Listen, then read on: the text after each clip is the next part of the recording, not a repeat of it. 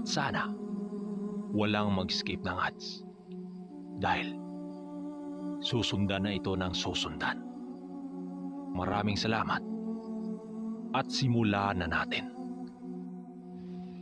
Ilang minuto pa ang nakalipas sa isang hindi inaasahang pangyayari.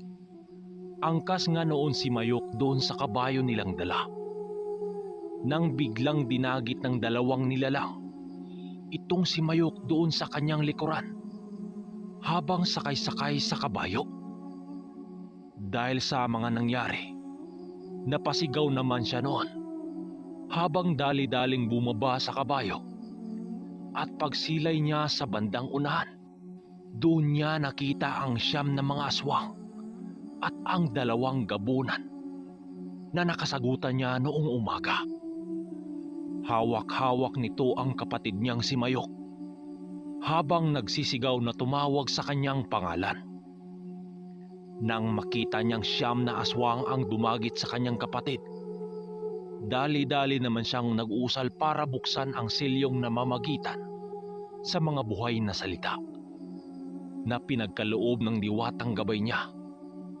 Hindi na muna siya nagpalabas ng mga sandatang maaari niyang gamitin dahil susubukan na muna niyang makiusap dito. Dahan-dahan siyang naglalakad sa harap ng mga aswang at gabunan habang nagsasalita ng, "Pakawalan niyo yung kapatid ko. Wala naman yung kasalanan sa inyo eh. Kaya't kung may galit kayo sa akin, ako ang harapin niyo, huwag yung bata." Wika niya sa 7 aswang at 2 gabunan. Nang marinig siya ng isang gabunang hindi pa gaanong may katandaan, nagulat naman siya sa sinabi nito. "Makukuha mo tong kapatid mo kung magawa mong mapatumba itong sakop ko. Sinasabi ko sa inyo na layuan mo ang ermitanyong palaging bumuntot sa iyo. Pero anong ginawa mo? Nagmamatigas ka. Kaya ngayon, bilang pagsaway mo sa mga babala ko sa iyo, amin na tong kapatid mo." Wika ng isang gabunan habang naghahanda ang mga sakop nitong mga aswang. Ayon pa kay Nuli, nanlilisik ang mga mata ng mga nilalang habang naglalaway ng walang tigil.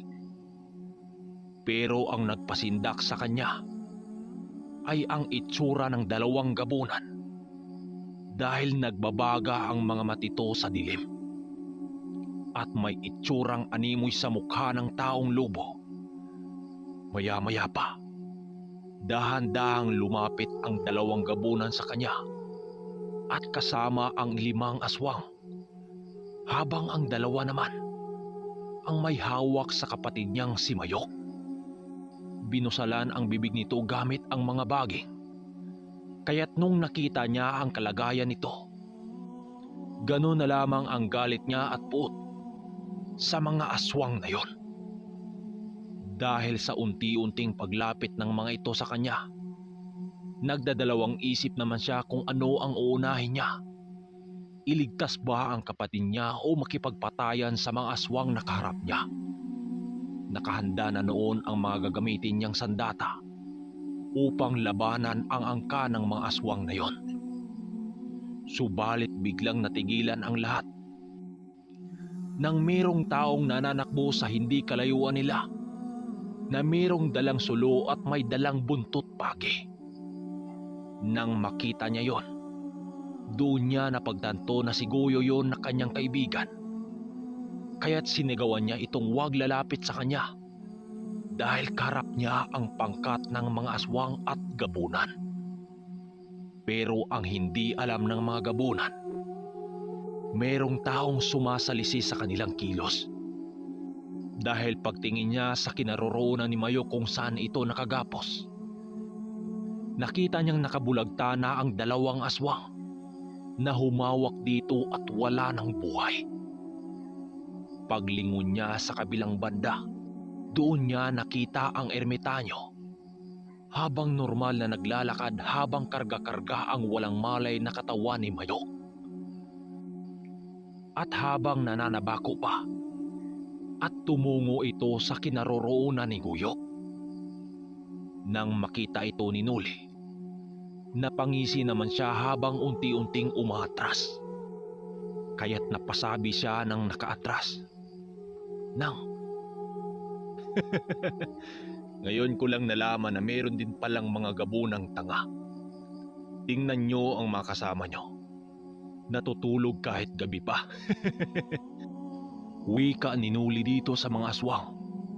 Kaya't nang makita ng dalawang gabunan na wala na ang kanilang bihag at patay na ang dalawa nilang kasamahan, grabing galit ang nararamdaman ng mga ito at umalulong ng sobrang lakas. Sa isang iglap lang, biglang nagpalit anyo ang dalawang gabunan habang galit na nakatingin sa kanya. Nang akmang susunggaban na itong sinuli sa mga aswang, bigla namang natigilan ang mga ito nang merong sumipol sa hindi kalayuan nila. Pagtingin ng mga aswang sa mga nakita nila, bigla namang nag-angil ang mga ito nang makita nila si Manong Duming na ang ermitanyo na naglalakad at nanabako na lumapit dito kay Noli. Magandang gabi sa inyo mga demonyo. Batid kong digmaan ang pakay nyo sa lugar na ito. Kaya ngayon, naririto ako upang ipakita ko sa inyo na bawal kayo sa lupaing ito. Ang lakas ng loob nyo na ako'y paalisin sa baryong ito. Bakit? Kailan nyo ba naging inyo ang lupaing ito? Wika dito ni Manong Duming. Nang marinig ng dalawang gabunan at mga angkan nitong mga aswang, hindi na ito nagsalita pa at kaagad sinunggaban silang dalawa. Walang ano-ano, kaagad niyang tinawag ang kampila ni Arkanghel at ang baluting nagliliyab na gawa sa bato ng bulkan. Bago siya sumagupa sa labanan ng mga aswang, sinipat niya noon si Mayok kung saan ito naroroon. Nang makita niyang maigi naman itong binantayan ni Goyo, kampante naman siya dito. Dahil may panguntrang buntot paging dala din si Goyo. Pagsugod sa kanya ng isang gabunan at ang kasama nitong aswang, kitang-kita niya ang pagtama ng mga kuko ng isang gabunan doon sa kanyang baluti. Magamat hindi ito tumalab sa kanyang baluting espiritual, animoy nilangog naman ang buo niyang katawan. Ang ermitanyo naman, sinasalag nito ang bawat atake ng mga aswang at ang isang gabunan. Gamit-gamit ang mga kamay nitong animoy sa bakal ang tigas, habang sinuli naman, paminsan-minsan, umiilag siya sa atake ng gabunan. Dahil ramdam niya sa kanyang katawan na para bang hinampas siya ng malaking bakal sa sobrang lakas. Kahit anong hataw niya sa gabunang nakaharap niya, hindi niya ito matatamaan sa kanyang kampilang hawak. Kasabay pa ng mga aswang nitong nasasagupan, ay sagabal din sa kanilang laban. Kaya't napag-isip-isip niyang unahing kitila ng buhay ang aswang na kasama nito. Dahil kahit anong gawin ng mga aswang sa kanya, ay hindi siya tinatablan. May pagkakataon pang umakyat sa mga punong kahoy ang mga ilang aswang para siya'y lundagan. Subalit mapasigaw lang ang mga ito. Dahil sa talas ng pakiramdam niya ay agad niyang mailagan ang mga atake nito. Nang masakuti niya ang dalawang aswang, kaagad niya itong tinapyasan ng ulo. Bali ang gabunan na lang at ang isang aswang ang patuloy na kipaglaro sa kanya. Sa kabilang banda naman, bagamat gabunan ang nakaharap ni Manong Duming, tila ba wala itong balak na tawagin ang baston nitong may bungo ng trabongko. Bali ang gabunan na lang at ang ermitanyo ang naglalaban dahil inubos na nito ang mga aswang nitong nakasagupa. Sinuli naman, patuloy na nakipagpalitan ng atake sa isang gabunan at sa isang aswang na lakat. Sa patuloy ng kanilang palitan ng atake, akala noon ni Noli ay mapatay na niya ang gabunan dahil nasakuti na niya ito banda sa malaking puno ng kahoy. Pero nung tagain niya ito sa hawak niyang kampilan, bigla itong nag-anyong usok na kulay itim. Kasabay ng paglaho nito ay ang paghalakhak sa kakatawan ng gabo ng kanyang karap. Dahil sa mga nangyari, bahagya siyang umatras dahil hindi niya sukat ang abilidad ng kalaban. Habang naghahanda siya na maaring gawin ng kalaban, napasilay siya sa kinaroroonan ng ermitanyo. Kahit anong sunggab ng gabunan sa ermitanyo, wala itong pag-asang manalo. Dahil sa bawat pagsunggab ng kalaban sa matanda, mapahawak ito sa mga kuko niya dahil sa kunat ng balat ng ermitanyo. Bagamat kaya itong patayin ng ermitanyo gamit ang mga nalalaman nito, hindi nito ginawa na parabang ginawa lang nitong warm up ang kalaban. Habang itong sinuli naman, maiging nakikiramdam sa paligid dahil sa pagkawala ng gabo ng karap niya. At kasabay ng pagkawala ng gabunan, kasabay ding nawala ang kana nitong galamay na isang aswang na may abilidad ding kayang maglalaho sa kadiliman. Habang nakikiramdam siya sa paligid, nagpasya siyang idampi ang mga kamay niya sa lupa upang hanapin ang presensya ng gabunang tumakas sa kanyang mga kamay. Pagdampi ng mga kamay niya sa lupa, kaagad niyang nakita ang kinaroroonan ng gabunan at nasa itaas lang ito ng kahoy, malapit sa kanya, habang ang aswang na kanang kamay ng gabunan. Nakita niyang nakalublob ang katawan nito sa lupa habang nakatingin sa kanya. Bagamat nakita na niya ang mga ito kung saan naroroon, nagpanggap siyang hindi niya nakikita ang mga ito para kung sakaling lulusob ito sa kanya, madali na lang niyang hanapan ito ng butas para kitilan ng buhay ito. Ilang saglit pa, naramdaman niyang merong bumubulusok pa ibaba ng galing sa taas sa kanya. Alam niyang sinunggaban na siya ng gabunan, kaya't ang kanyang ginawa, piniling tumingala sa langit para salubungin ang pagbulusok ng gabunang aswang sa kanya. Pero napailag siya sa nilalang dahil iba na ang itsura nito. Pagbagsak nito sa lupang nakatayo, biyak na ang pagmumuka nito na may nagsisitalasang mga pangil sa muka, at meron din itong napakalaking pakpak ng siyang ikinatakot ni Noli. Dahil unang-una niyang nakakita ng ganong anyo ng gabunan na sobrang bangis na itsura. Mabalahibo na din ang mga paa nito na animoy mga paa sa isang baka. Meron ding umusli sa mga kamay nito na parabang isang matulis na sandata. Dahil sa reaksyon ni Noli, nagwika ang gabunang aswang sa kanyang harapan ng, Ano? Ba't parang natatakot ka sa aking bagong itsura? Hindi pa yan ang tunay kong anyo. Pero sapat na to para durugin yang mga buto mo. Wika ng gabunang aswang. Wika ng gabunang aswang sa kanya. Kaya't maigi siyang naghahanda. Dahil naalala niyo no, may nakalaban siyang gabunan. Bigla niyang pinunit ang hibla ng tila sa kanyang mutya upang itali sa kanyang ulo. At ito ang magiging silyo niya sa kanyang isipan para hindi mapasok ng usal sa kalaban na may merong abilidad na sobrang lakas. Paulit-ulit itong ipinasaulo ni Manong Duming sa kanya noon. Subalit sa tuwing may laban siya, palagi niya itong nakakaligtaan. Kagaya ng may nakalaban siya na isang gabunan at ginawa lang siyang pinaglaruan ng gabunan na yon. Bumilo na noon ang gabunan para siya'y sunggaban, kaya't maigi niyang tiningnan ang bawat kilos nito.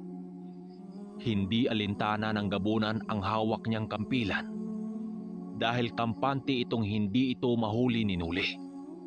Sa isang iglap lang, biglang naglalaho ang gabunan sa kanyang harapan at humalo sa kadiliman. 3 segundo lang ang nakalipas.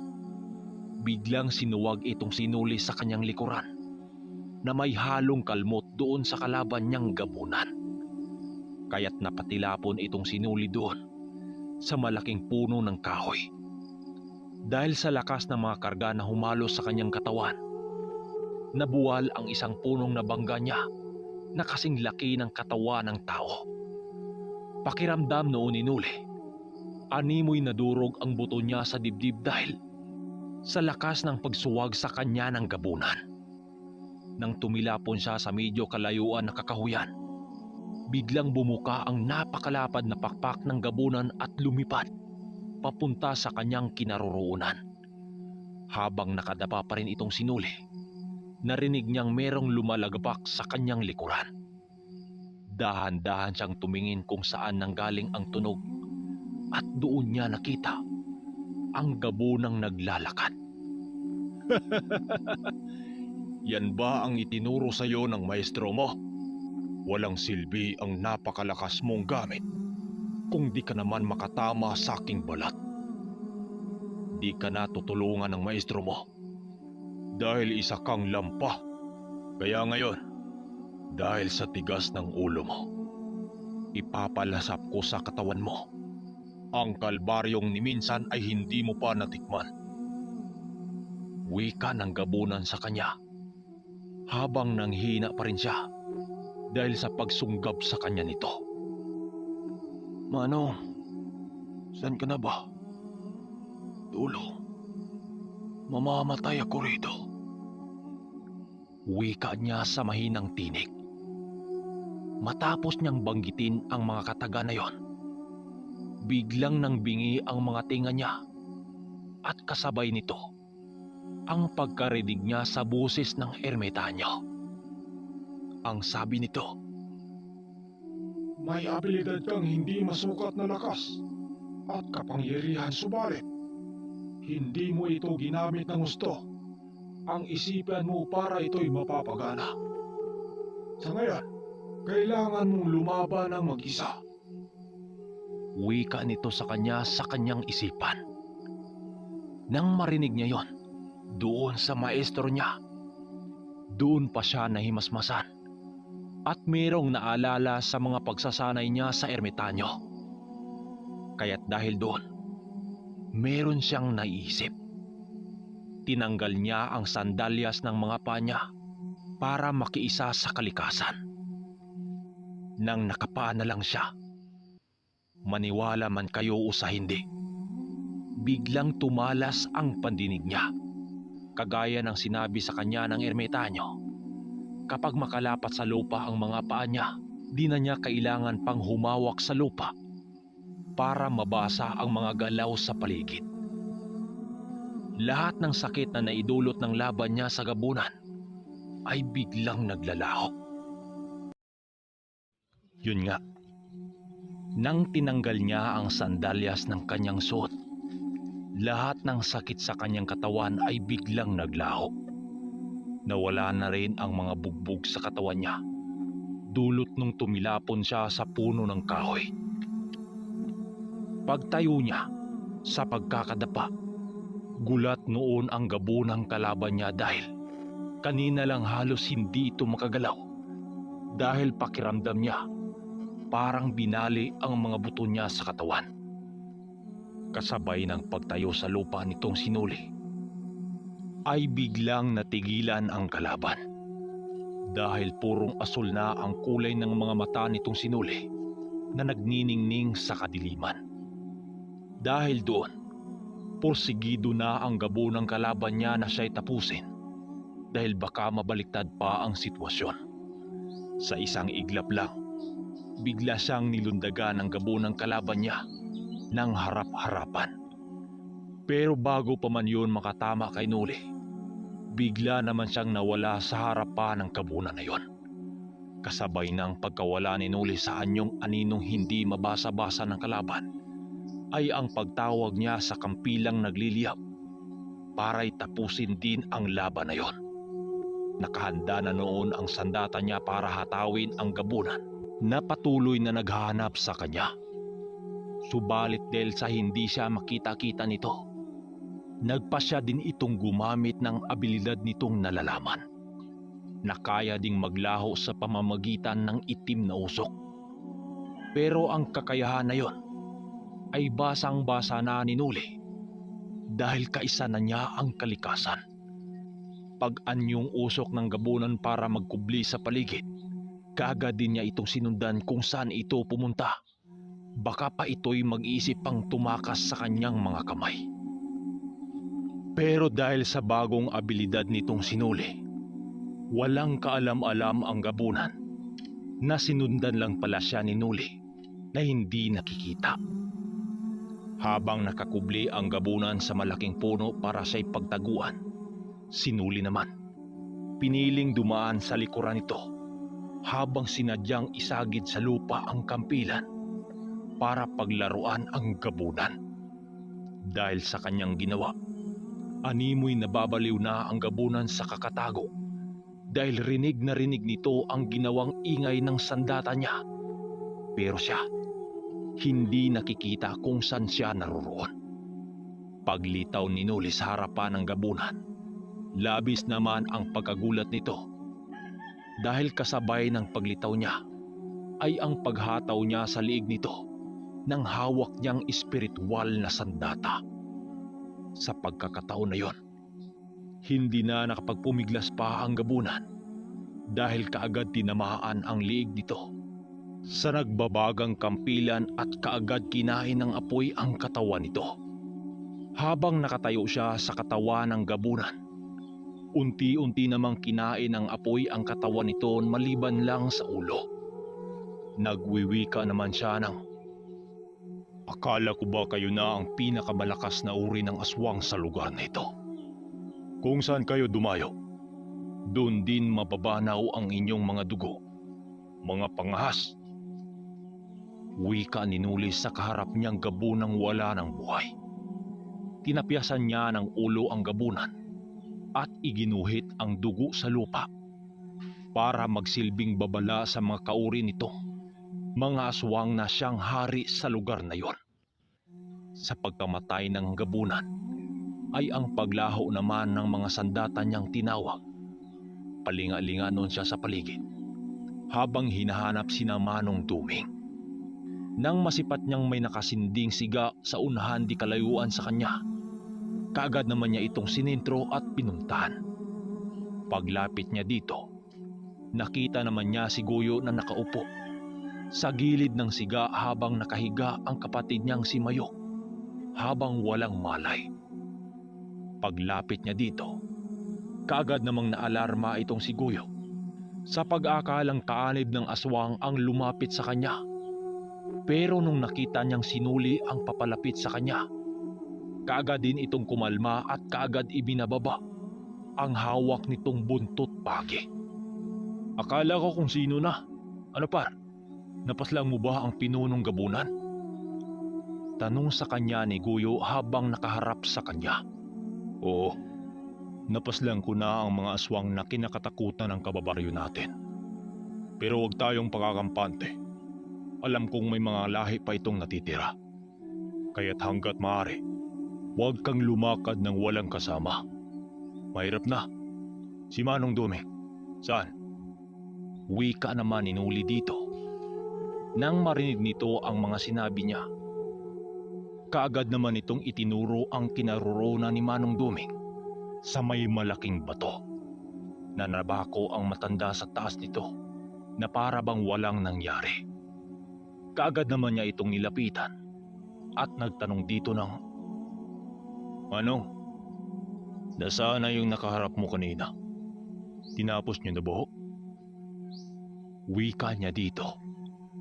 Nang marinig nito ang sinabi niya, humigop lang naman ito ng tabakong hawak niya habang walang imik at maya-maya pa nagsalita naman ito ng, "Oo, tinapos ko na ang mga nilalang na parating nagpapasakit sa ulo mo. Nararapat lang ang ginawa natin sa kanila. Dahil sila na mismo ang dumayo sa balwarte natin. O nga pala, yung kapatid mo, Hindi basta-basta ang trumang maranasan nito kung wala tayong gagawing mga hakbang. Matanong kita, ano ba ang tunay na nangyari? Wika nito sa kanya.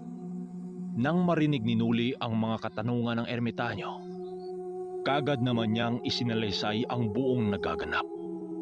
At matapos noon, doon na pagtanto ng ermitanyo na kailangang alisa ng memorya ang kapatid niya ukol sa mga nangyari nung gabi. Dahil maaring magdudulot ito kay Mayok ng labis na takot at maaring humantong pa sa kabaliwan.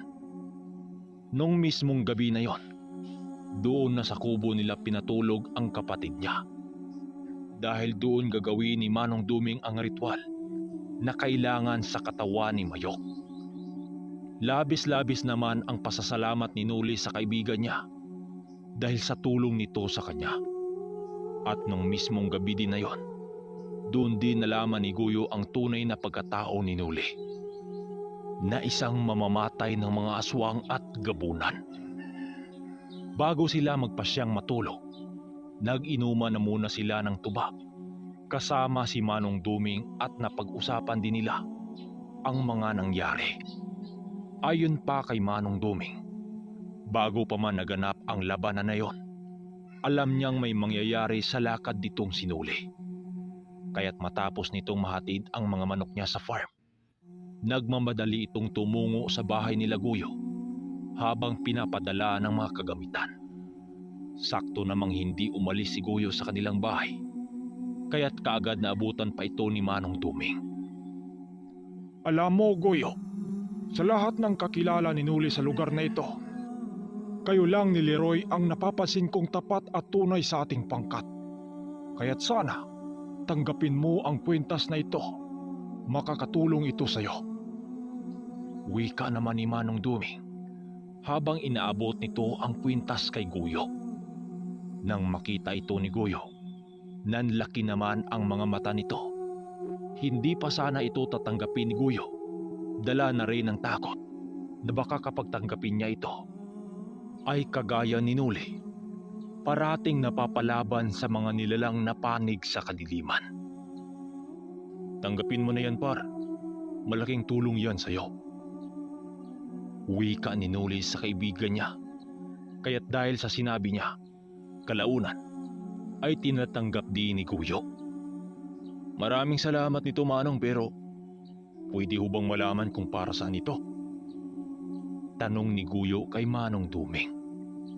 Ininom na muna ng matanda ang hawak niyang basong may tuba at maya-maya lang sumagot ito ng, Alam mo iyo, sa panahon ngayon, marami nang naglipa ng mga masasamang loob, kaya't mainam ito pangontralason at sa mga kahit anong uring makakasakit sa tao. Sa'yo na yan. Regalo ko yan sa'yo dahil sa parati mong pagdala rito ng tuba. sabi sa kanya ng ermitanyo. Matapos nun, sumapit na nga ang 2:00 ng madaling araw at nakatulog na silang tatlo. Maliban lang sa ermitanyo, gumawa ito ng ritual na hindi nila nalalaman para sa kapatid niya. Kinabukasan, biglang nagising itong si Nuli nang makarinig siya ng pagsisigaw. Pagbangon niya, si Mayok pala ang nag-iingay. Dahil nadaganan pala ni Nuli ang liig ng kapatid niya sa kanyang mga paa. Sa isang di makapaniwalang pangyayari, biglang nagtaka itong si Nuli ng, Hoy, Yok! Tiga, halika nga muna. Matanong kita. Anong naalala mo tungkol sa mga nangyari kagabi? Tanong niya sa kanyang kapatid. Subalit natigilan siya sa isinagot nito. Oo naman, kuya, yung nagsasabong tayo kahapon at nanalo. Sagot nito sa kanya. Wala ka na bang naalala bukod doon? Sagot niya pabalik dito. Wala naman, kuya, bakit? May nangyayari bang masama? Sagot nito sa kanya. Itatanong pa sana niya kung bakit nakatulog ito sa kubo nila. Subalit biglang nagsalita si Manong Duming sa likod ng kubo. Nuli, si Guyo nauna nang lumakad pa uwi. Babalik lang daw siya mamaya. Wika nito. Matapos nun, kaagad nang tumungo ang kapatid niya doon sa pamamahay ng mga magulang niya. Paglapit sa kanya noon ni Manong Duming, ang bungad kaagad na sinabi nito sa kanya ay, Ano ka ba naman uli? Gusto mo bang mabaliw yung kapatid mo? Paano na lang kung mabawi ng katawang lupa ang mga ilang memoryang inalis ko sa isipan niya? Paano mo ito malulusutan? Isipin mo nuli na mismo mga mata niya ang nakasilay sa itsura ng isang gabunan. Kaya magtigil-tigil ka dyan. wika sa kanya ng maestro niya. Kaagad naman ang paghingi niya ng pasensya dito dahil sa kanyang ginawa. At ilang araw lang ang nakalipas, nabalitaan na lang niya sa kanyang kaibigan ang pangkat na tumalo sa kanya ng fiesta, na patuloy na nag-ikot sa buong Bacolod. Naging tanyag ang grupong yon sa lugar ng Bacolod dahil halos lahat ng lugar doon na mayroong pasabong, namamataan nila ang grupong yon. Ayon pa sa mga kakilala ni Laguyo, binansagan ang grupo na yon ng mga sabungirong manlalakbay. Dagdag pa ng ilan, lahat ng sabong sa lugar nila ay tinalo ng mga yon dahil na rin sa kasama nitong matanda. Nang marinig nila ni Manong Duming ang balitang yon, di naman nila yon gaanong pinansin dahil wala naman yung pinirwisyong mga tao. Pero ang ilang mga sabungero sa lugar, mainit ang pagtingin nila sa grupong yon dahil lahat ng sabungan na nadaanan nito, yun ang naghari. Hanggang sa bumisita sa kanilang lugar sila Umar dahil sa magaganap na derby sa kanilang lugar. Bago natin tuluyang tapusin ang video, shoutout muna sa ating mga solid listener. Shoutout kay Vistac Infinity at kay Rinaldo Maction. Shoutout din kay Rufino G.R. Fernandez from Campot House, Cebu City. At kay Jimmy Sumalino. Shoutout sa iyo. Jerry Montanes from Panabo City. Shoutout sa iyo. At kay TC Lumikay from Taytay Rizal. At kay Bagsak de los Reyes. At kay Karen Aguhayon from Imos, Cavite. At kay Lister Lador. Shoutout sa iyo. Shoutout na rin kay Nilo Azuelo at sa Uncle TV Coronadal City. Shoutout na rin kay Antons from Minglanilla, Cebu at kay Ronald Marbella from Patik, Palumpandan. Milane Valiho at kay Erico Almeida, Fishing Adventure. Shoutout sa iyo. At kay John